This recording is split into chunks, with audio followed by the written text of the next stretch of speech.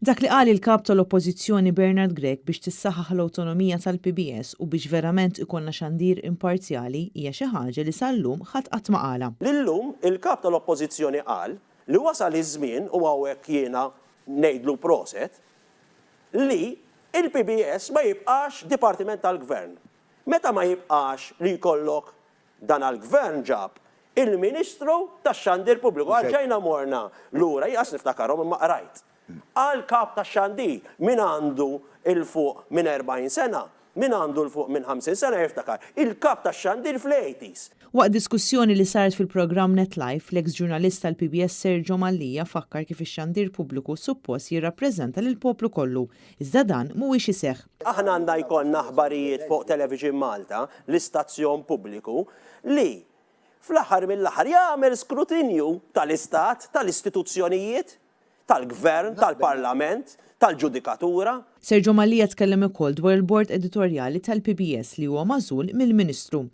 Għandek il-PBS, bord editorjali tal-PBS, imqabad mill-Ministru. Bad ikun hemm il-Head of News li jaf l-editorial board, li jaf il-Ministru. Tista' tgħidli xi ħadd jista' jemmen li inti għandek Head of News fil-PBS li huwa tal-inqas jiżgura ftit imparzjalità. Huwa sostna li l-poplu għandu dritt li jkollu xandir pubbliku li jagħti il-verità kollha. In-nies hemm barra ħaqhom xandir pubbliku tan-nies u biex ikun tan-nies iridu l-ewwel ikollhom sej fix-xandir pubbliku.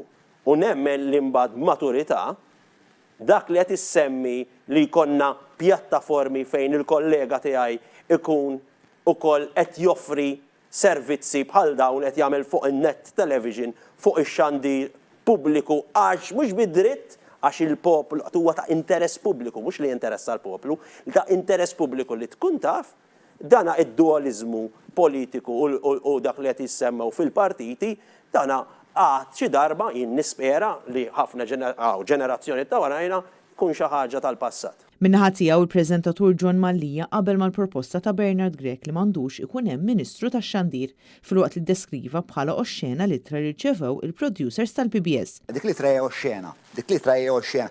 Ibda biex hija by definition again double speak Orwellian, ġifieri int ma jistax ikollok current affairs li tħabbar x'inhu huwa minn ġimgħa qabellok mhux current affairs, dak huma dak huwa xi xorta ta' PR.